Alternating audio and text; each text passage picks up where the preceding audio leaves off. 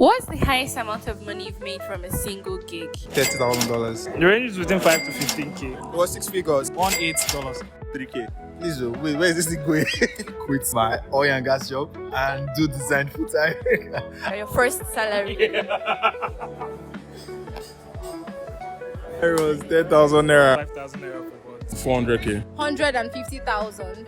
Well, I work remotely for a company. I work for a company in the US. How can someone get a remote job? If you're watching this video right now and you're looking for how to get started in tech, this video is for you. We're going to be interviewing the 1% of 1% in this conference to ask them how they got started, what was the defining moment for them, and most importantly, how you that is watching this video right now can land a remote job and a well-paying job. So stay with me. It's going to be interactive, as always, educative, and blah, blah, blah, blah, blah. What do you do for a living? Tech sales. Senior product designer. I work as a software engineer and also as a developer advocate. Branding, then typography. I create typefaces too. Pretty much what I do is I sell the products that you develop. For example, if it's a B2B product, I would sell it to other businesses. How long have you been in tech? Professionally, 7 years. We have a senior developer here. 4 years now. 6, 7 years. Yeah, I would say about 6, 7-ish. I had a little co-founding stint. Yeah, I collected small L, yeah. Small lessons there, yeah. I'm a designer now. For me, I was in fashion, right? And during COVID, nobody was wearing clothes, apart from like house clothes. I cannot be doing native for people who are in their house, right? So that was what pushed me into design, basically. How can someone get a remote job? Cold email, cold call, and LinkedIn. When you see a company you like, shoot an email to the person who can hire you, maybe the lead in the department, the hiring manager, the founder. The first thing is improve your craft, own your craft. Secondly, always make your craft known. The current job I work, they reached out to me on LinkedIn, taking feedbacks from your interviews. A friend was recording, he had over 200 rejection mails. There was a day I got like 20 rejections, like almost like every hour. But one thing that people fail to do is ask for feedback. They send you a rejection mail after maybe first stage interview. Ask them, what made me unfit for this role? Whatever they tell you, take it, improve on it, and you'll be way better in the next interview. Improve on your technical skills. Improve on your personal skills, like your communication skills. In the tech space is one of the very important skills because that is what tells a normal engineer from a great engineer. Once you're able to communicate a problem, you can then collaborate with others to find solutions. Keep on learning. It's going to take a while. You're fighting against the world. You're not fighting against one country. I've applied for 1,000. 1,000. In fact, for 2 years I was applying for jobs. 2 years. Do that on LinkedIn, do that on Twitter, do that wherever you can get access to them. So that's how I did mine. Putting yourself out there, it happens in various ways. Putting yourself out there happens in various ways. One, it involves people knowing you on social media. That's good. If you're able to do that, that's very good. Another involves selling yourself as much as you can on your resume and in other places where companies find you. Nobody's going to market you except you. Nobody's going to hype you except yourself. What was your first salary in tech? My first salary was 10,000 naira. So I started off as a freelance designer, and I was told to like redesign a car auction page. And I think the pay was like 150 just to redesign their website and the mobile application. It was just something basic and simple. My first project was 300K. That was what made me say, you know what, I would leave medicine and focus on UX. Medicine and surgery. You ditched medicine and surgery for UX. Yes. I really was going to ask if you studied medicine, yet you just give me this doctor vibe. Have you ever regretted your action of leaving medicine? No. So in fact, I think that maybe when I'm much older, so like when I'm 60, I might do medicine as charity. But now, I'm very happy doing this. I love it so much. I think about it almost every day, how I love what I'm doing. I feel like I'm scamming life. Like I'm being paid to do this. Wow, that's how I feel. It doesn't come quick. So keep doing what you're doing. Find a circle that motivates you. Even if you are not seeing the results you want, don't give up. And always look for where you get quality feedback from. Never be too proud to receive feedbacks. Of market saturation now, there are plenty of UX designers, and so people who are coming in are being paid so little. But if you can distinguish yourself, show your craft, let people know what you can do, you will get paid what you are worth. For the newbies, yeah, I would say if you have the passion for it and you have the eyes for design, start by redesigning what you see, consistency, practice. Trust me, you'll be where you see your mentors are. You should definitely get there. Consistency and practice. Just keep showing up. Regardless of how your design looks like, just keep showing up. First of all, please don't learn how to draw circle and draw boxes and think you can become a product designer. You just be a roadside product designer. So learn the craft. You can take some Google courses. I started from a program called Zuri. I don't know if it's still happening, but you can start from taking some Google courses and try to get into some internship so that you get your hands dirty, learn the actual work. And find a mentor and practice. There are lots of platforms that give you dummy projects that you can work on. Go to those platforms, get those projects, build and have a portfolio to show that, okay, this is what you can do. My first salary was 5,000 naira per month. That was my first salary. It was like 5,000. Yeah, styles. Dollars or naira? Naira. 10K. Then it started to, increase. Okay. And now we're here. I think 30K. And I worked for 3 months. Oh, no.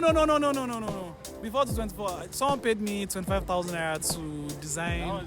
That was the first one to design a full app. 2020, yeah, it was 2020-ish. That was the period I just started. So it's fair enough to say that you got your first gig just months into product design. Okay, so how do I call it? This false confidence, right? Like when you just started designing, you feel like you're good, right? So I thought I was good, right? So the man, it was when they paid me, I realized that, oh, okay, so this is the level of pay that I'll be getting if I'm at this level. So I had to improve. Because I'd been in tech earlier, so I had a network to leverage on. Let me say the first actual project that was not free, because you do a lot of free work here. Yeah, so the one that wasn't free was 400K. So what is the highest money you've earned for a single gig? On a go, in terms of just one gig. Just one gig. The highest I've ever made was about $30,000. Are you recruiting people to learn products? It was for a gig I think I did in 2022.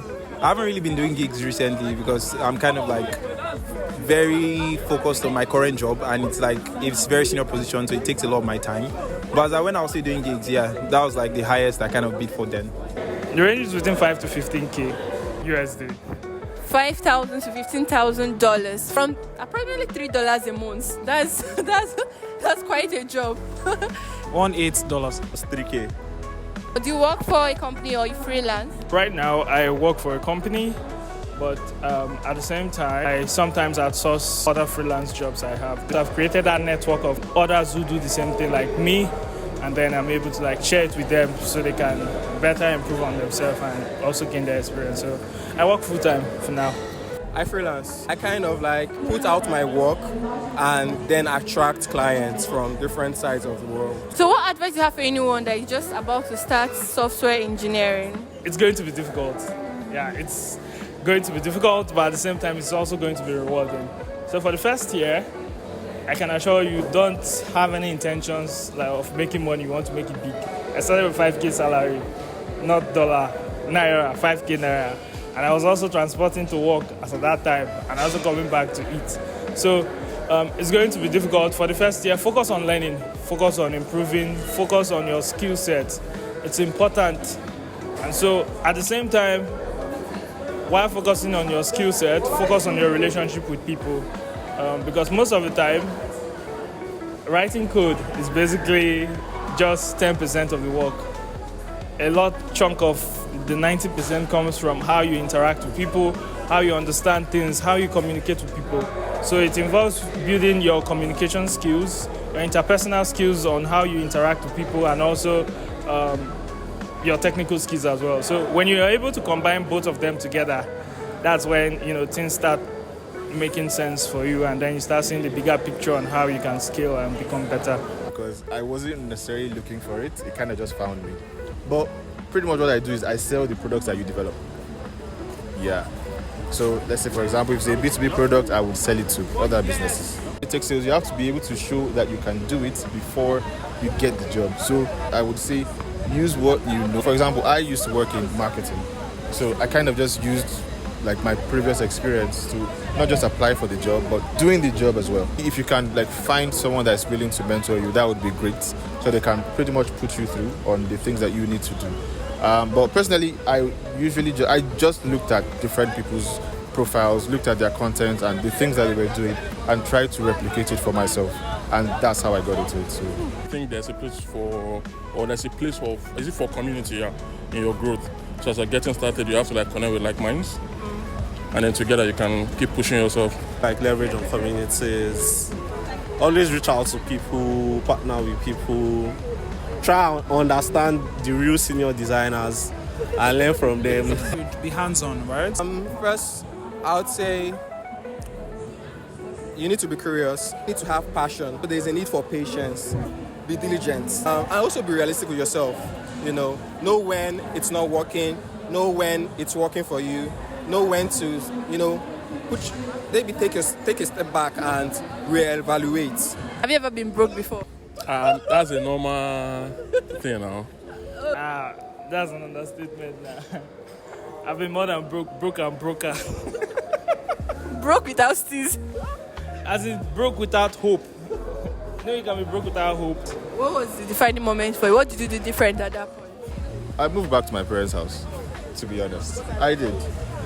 And yeah, I was actually a civil servant. Yes, it's true. I remember I started working for the government for like a year or so before I now decided to put myself back out there.